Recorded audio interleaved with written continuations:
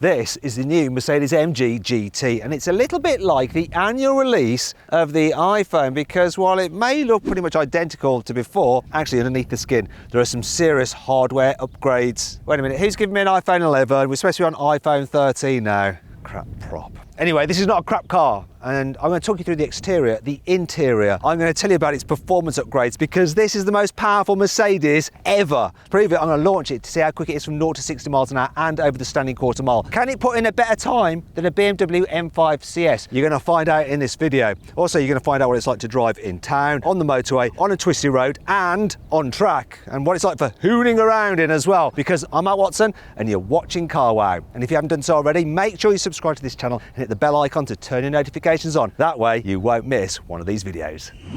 Buy, sell, Car Wow. Let's start this video with the most important upgrade Mercedes-AMG have made, and it's this here. Though there's so much more to show you, I need something a little bit more illustrative. Here's an exhibit of the car's hybrid system. So you've got your 4-litre twin-turbo V8, which puts out 639 horsepower. There's your drive shaft to the front wheels, because obviously it's got 4-wheel drive. This is your 9-speed automatic gearbox with multi-clutches. Then you've got your 4MATIC Plus 4-wheel drive system, which sends power to the rear axle. But here at the rear axle, you've got a 204 horsepower electric motor. Now, that includes a limited slip differential, which can send power to whichever wheel has the most grip, the optimum corner exiting traction. There's also a clutch plate here, which allows this motor to actually send power back to the front if you need some extra power up there. Then you've got the battery system. So you've got 6 kilowatt hour battery there. It's not that big a capacity, but the cells in there are really high performing. They can produce continuous power of 70 kilowatts. What does all that mean? I'm going to find out when I launch it a bit later on in the video. You see, combined, this hybrid system puts out 843 horsepower and 1,470 newton meters of torque. It is the most powerful road-going Mercedes ever. Now, you can get some lesser models, and if you want to see their specs now, have a look here. Just pause the video. Now let's see what this big AMG is like when you're just cruising on the motorway. Because one of the benefits of an electric motor is that it fills in that torque gap when you first put your foot down, and in some ways it's good. So if I just flex my right foot a little bit, the car does sometimes just pick up nicely, and you can just feel the electric motor doing its job. Other times though, depending on what gear you're in, there's like this slight kind of confusion, because you've got to remember this car, it's got 8 cylinders, 2 turbos, a 9-speed automatic gearbox, multi-clutches, then it's got a rear-mounted motor with 2 gears, and all that stuff has to talk amongst itself to decide what to do, and sometimes it can't quite decide what to do. So you'll put your foot down, and then there's like a bit of a jolt and another jolt, and as different things are happening, from the turbo spooling up, the electric motor kicking in, maybe kicking down a gear, the normal gearbox kicking down a gear or 2 or 3. It's not as seamless as it probably should be. And then I'm thinking, so I'm cruising along, and yes, while it's great that this thing can theoretically do 35 miles per gallon, that's when you're really maximising the use of the battery. But remember, it's only 6 kilowatt hours, so that ain't going to get you very far. I've been watching this battery level just deplete and deplete and deplete, and I'm actually averaging 10.9 litres per 100 kilometres, which is this miles per gallon, and that's with battery. And if you go far, you're going to just rinse through that battery really quickly, and effectively then you've just got a powerful car that's carrying over 200 kilos extra weight wherever it goes, just for added power. It's not really helping your economy. Mind you, they do call it e-performance, so I suppose I can let them off. Actually, we're coming to a long hill now, so I'm going to press this button and go into full regen mode to try and put some energy back into the battery. Oh look, it's going in the right direction now, and so too is my efficiency. So I was doing like just about 26 miles per gallon. See if we can get that to something a bit higher. I'm getting overtaken by literally everybody. It's worth it though. You can see just how small the battery is by how quickly I can actually add percentages to it while just slowing down, going down a hill using the regen. Oh look, another percent. And can we get to 10 litres per 100 kilometres exactly? 10.1. Come on, before we reach the incline. I'm not going to engage the petrol engine. Come on, let's just eke some more. Come on, come on, come on. There we go, 10. Let's go. Foot down. And there's the example of it all just being a bit hesitant. Electric motor took me off, and then I could feel the change down, and then the petrol motor kick in, and if you want that instant punch, go full electric. Don't mess around with plug-in hybrids. They're a compromise. Now let's talk about the design of the car. So really there's very little change compared to the pre-facelift model. However, obviously you've now got the e-Performance added to the range, and that one has red badging for the GT63 S. There's also this rather conspicuous charge port here, the rear bumper, which quite frankly looks a bit crap.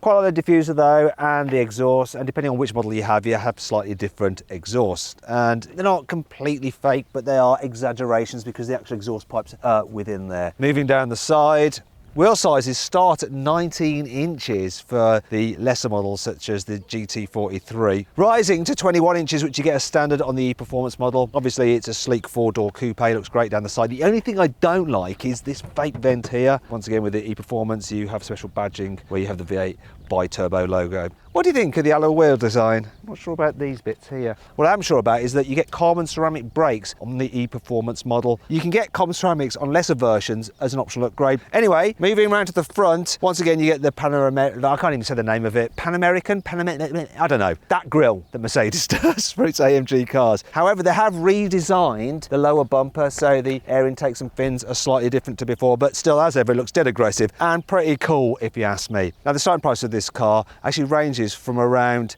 £80,000 for the GT43 model, rising all the way up to £173,000 for this e-Performance version. So if you're thinking about getting one of these, you're probably going to need to sell your current car and maybe some of your friends' cars as well to get the cash together. And if you want to make sure you're getting a great price on the car you're selling, click on the pop-out banner up there for the link in the description below to go to Carway. Just upload some photos of your car and give a brief description, and our dealers from across the country will bid on your car so you can make sure you get a great price and you pick the best deal. They'll come to your house, take your car away and put the money in your account. It's dead simple. If you want to do that at a later date, simply Google "Wow Me Car Wow" and we will wow you.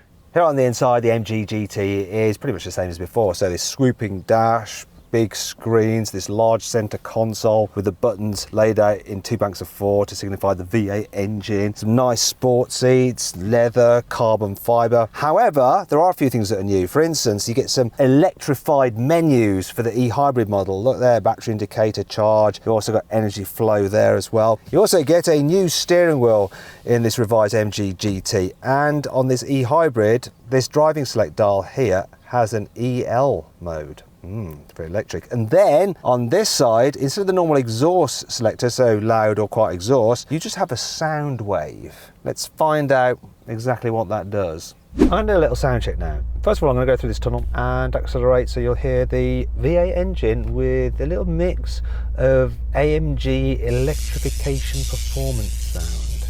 See what you think. I'll put it in drive. Here we go.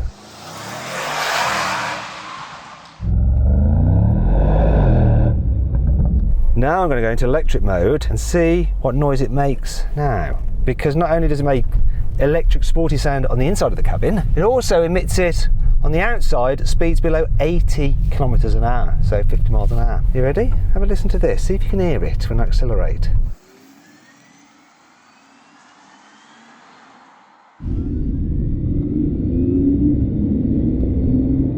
Do you notice that?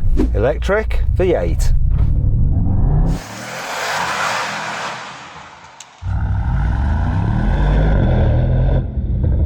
Which did you prefer the sound of? Let me know by voting in the pinned comment down there. Now I'm going to see what this Amg GT e-Performance is like to drive in town. And one of the great things about it is that you can just run in electric power. So you hear that the engine switched off, but I'm still good to go. I'll never learn. Put it in drive. There we go. So the good thing about this is, from a sports car fan point of view, is I don't like getting in a high performance car to do a short journey because you heat cycle the engine and that's not good. So if you just nip into the shops and stuff like that, you want to do it in electric power because then you don't have to start up the internal combustion engine and that'll just prolong its life. It makes you feel good about yourself. It means that you've got mechanical sympathy. Now you can do 8 miles on electric power alone, which isn't very far, but that's fine for just a few bits and bobs around town. And what AMG has done is actually put a little step in the throttle pedal about halfway down where it lets you know that if you go past that step, you'll actually wake up the petrol motor. So here we go, look, I can feel the step now, and and then the engine kicked in. So you can quite easily just make sure that you don't do that. So come on, let's go back into EV mode. This is definitely a benefit. So you can plug the car in at home, drive it around town, never use the internal combustion engine, keep that for when you want to have a jolly good blast down a twisty road or go a longer distance on the motorway. Even in electric only mode, the pickup is pretty good compared to some other plug-in hybrids. I mean, 200 horsepower, it's not bad, is it? Here in the back of the AMG GT, it might not be quite as salubrious as an S-Class, but I've got plenty of room considering this is a serious performance car. So lots of knee room, headroom's good despite that sloping roof line. You can get a 3-seater bench or this kind of more sporty 2-seater setup. And I must say, these seats are quite body hugging, which is a good thing if someone's driving quickly. Speaking of which, let's really get and try out this car's performance to see what it's like to drive on the limit. Okay, here we go. I'm about to take a plug-in hybrid that weighs 2.4 tons out on track, which may seem stupid, but you know, it's got performance in its name. This hybrid isn't about economy, it's about power, and Mercedes-AMG knows a thing or two about hybrids on track, don't they? I knew I shouldn't have said that M word. Cancel! She's going to try and talk to me. I'm sorry. Can you say that again, please? I'm trying to drive on track. Will you shut up, please? I'm sorry, but I can't help you with it right now. Ditto. Anyhow, first thing you notice, the weight. Feels like a heavy car, but it sort of still has a fun element. So when you turn it into a corner, you can feel it rotate around. And boy, once you apex, there is so much power. You've got to be careful how you deploy it, because if you're suddenly going through a chicane, you can be ending up going quicker than you really wanted to into the next part of the turn. But my God, at the end of a long straight like this, you do feel very sorry for the brakes. Thankfully, the carbon ceramics have plenty of stopping power and don't really fade, but the tyres are pointing up with some serious stress. Do you know what? Driving this car on track was quite an eye-opener, because actually out here, the hybrid system performed faultlessly, whereas on the road, it sometimes got a bit caught out. It's a hybrid system that likes to be thrashed. Classic AMG. Now I'm going to try this car on a twisty road. First thing I'm going to do is put the suspension from Comfort into Sport Plus. That's the sportiest setting. There's 3 different settings for the suspension. And actually AMG has changed the suspension compared to the previous generation of this car to give it a wider breadth as you move through the different settings. This e-performance model has the same hardware as the standard V8 versions, but it's recalibrated to cope with the car's extra weight. Speaking of which, you don't notice the extra weight that much on a twisty road in the way that it stands out a little bit when you try to hoon this thing around a track. Only when you get to the very tightest of turns do you think, wait a minute, I'm driving a particularly heavy car. For instance, I'm about to come to a serious hairpin where the front tyres are really going to have their work cut out to hold onto the road. Still made it round, you don't get too much body lean either. Do you know what though? I'm actually going to switch the suspension into the halfway setting, the sport setting, because that's probably better for on the road. And do you know what? I think AMG's engineers have done a good job with this car suspension. I don't think it rides quite as well as the all-electric AMG EQS, but it's not bad. And I've got to give a special shout out to the brakes. Carbon ceramics can be a little bit grabby when you're just driving around town or at slower speeds. Also, when you have regen effect, that can feel a little bit grabby as well. And if you combine the two together, it could be an utter show, but it's not. The brakes on this car are really progressive and easy to control. So whether you want to just slow steadily or if you want to stomp on them hard on track, they never feel anything other than perfectly natural and easy to use. Good work, AMG engineers. A few minutes later. Okay, I've just been giving all the praise to the brakes, and I've just noticed this. They've started to make this noise. Hear that? I'm going to do that again.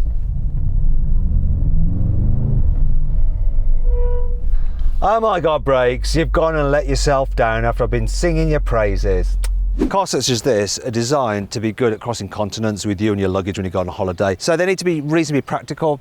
And it's good this has a hatchback tailgate because it makes loading easier. What doesn't help is a large load lip. But on this hybrid version, you've got all the electronics under here, and that reduces the capacity to 335 litres. And that brings us to 5 annoying things about the new AMG GT 4-door.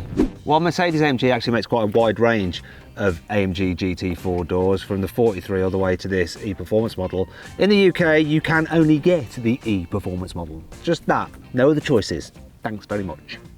The headrest on the sports seat actually protrudes outward a little bit that way. It's fine normally, but if you're on track wearing a helmet, it pushes your head forward like that, which is a little bit uncomfy. You can't seem to separately turn off the fake electrified performance sound to allow you to listen to just the V8, so you have to put up with it just whistling away in the background. Have a listen to this, you see.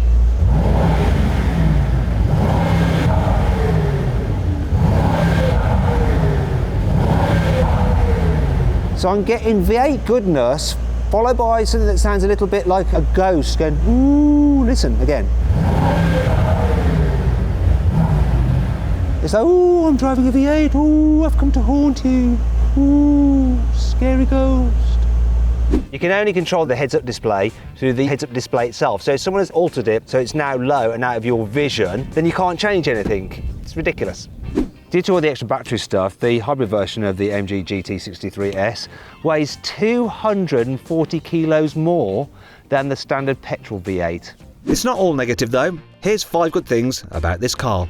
You can actually configure the car's driving dynamics through a wide range of parameters in individual modes. So there's all those different choices for the engine response. You can obviously go manual or automatic for the gearbox. You can alter the severity and how aggressive that limited slip differential is. You can also change the suspension between 3 different settings and obviously mess around with the engine sound. You can get the Amg GT with rear wheel steering, which makes it a bit more manoeuvrable than it would otherwise be at low speeds. It means the turning circle is 12.2 meters, which is acceptable for a car of this length. And that system comes as standard on the E-Performance version.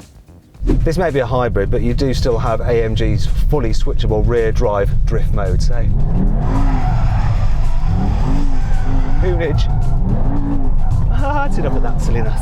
You can get this car with dynamic engine mounts, which will hold the engine more firmly when you're going through corners quickly, so that it just feels a bit more stable.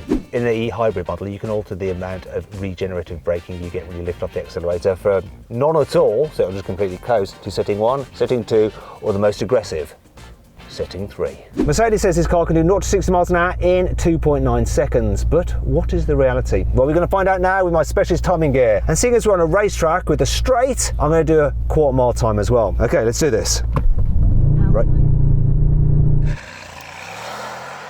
I've got Mercedes lady piping up. It did a 3.02 and she's still talking, and the quarter mile 11.05. Okay, I reckon it can go quicker than 11.05 over the quarter mile and quicker to 60. So let's do it again, and hopefully we won't be disturbed by the Mercedes, no, don't say the word, by her. This time I'm going to put it in Esp Sport Mode, see if that helps.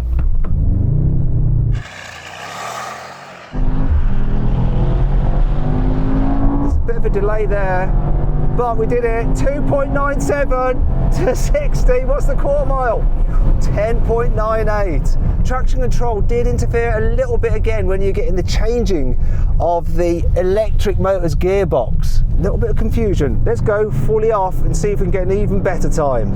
Final attempt.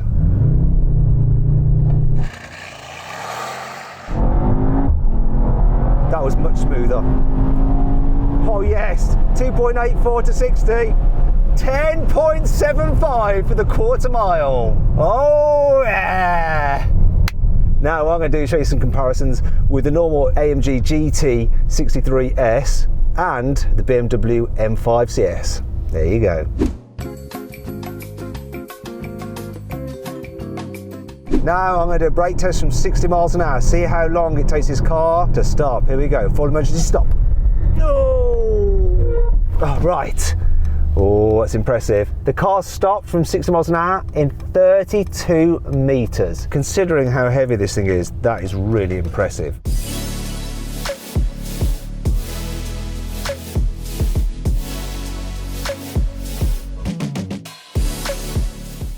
So then, what's my final verdict on the Mercedes AMG GT 4-door? Should you avoid it? Should you consider it? Should you shortlist it? Or should you just go right ahead and buy it? Well, in the case of the 63S, the normal V8, I'd say shortlist it. It's a great car. But this E-Hybrid, I'd avoid it.